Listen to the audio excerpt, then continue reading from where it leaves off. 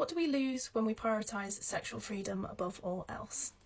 This is a central question that Louise Perry grapples with in her book, The Case Against the Sexual Revolution. So, first things first, what was the sexual revolution? Perry sharply focuses on the cultural shift that occurred in the 1960s with the advent of the pill and other new forms of supposedly reliable contraception. While this may be something that we take for granted today, at the time it had a revolutionary impact in the way that it fundamentally decoupled sex from reproduction. Fewer accidental pregnancies, freedom for women from unwanted suffering, the opportunity to try before you buy. Now on the surface, this seems like a net positive, but Perry urges us to take a deeper look. She lights a torch and guides the reader through the murky terrain of what this freedom has really meant, especially for women.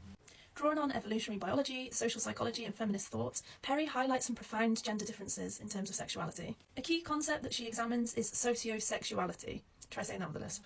That is, people's willingness to engage in casual sex without emotional attachment. And here's the rub, if you'll pardon the pun. Sociosexuality tends to differ significantly between the sexes. Perry states that ultimately the modern propensity for casual sex better serves male interests, aligning with ingrained biological incentives to spread one seed far and wide, whilst for women it can come with greater emotional and even physical costs. A central argument in this book is that the sexual revolution has fostered an ideology of sexual disenchantment. This is essentially a worldview in which sex is stripped of its unique moral, emotional and symbolic weight and is fundamentally viewed as no different from any other social interaction. But how true is this really? A telling example on this outlook can be found in popular liberal feminist slogans such as "sex work is work." On the surface is a pragmatic and right-based statements aimed at legitimising the labour of sex workers and ensuring them basic protection and rights. And it's difficult to argue against the core of that claim. Yes, sex work is work. But perhaps a more honest framing might be, yes, sex work is work, but it's not just work. If it was just work, then why does it carry so much cultural, emotional and moral charge? Why do people react to it with shame, fascination, disgust, desire, often all at once? Although this book was penned before she burst onto the scene, let's take Miss Bonnie Blue as a prime example of this in action. As an OF content creator and cam girl, she made headlines and entered public discourse after openly promoting and advertising her content, which specialised in sleeping with barely legals. Now, Bonnie Blue isn't reinventing the wheel. She simply tapped into a long-standing pornographic tradition centred on teen and schoolgirl fantasies.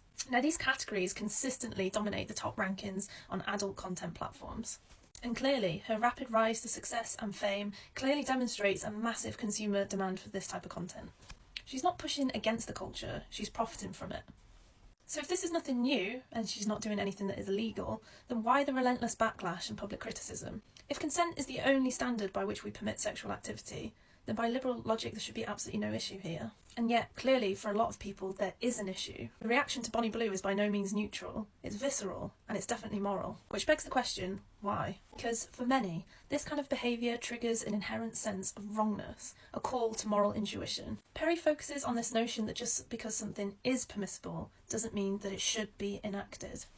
And freedom of choice doesn't guarantee the wisdom or ethical soundness of that choice. So, what does Louise Perry propose in the face of all this? In a word, it's repression. Now, that word carries a lot of heavy baggage and Victorian connotations, but don't think she's quite calling us to put our corsets on just yet. Now, from my reading, I don't think she's calling for a return to archaic gender roles or the resurgence of sexual shame. I think what she's calling for is something a little bit more nuanced. The curbing of hedonism not as a means of moral punishment or shame, but as a means or a route to deeper freedom. She critiques the ideology of unbounded sexual freedom where anything goes for anyone at any time.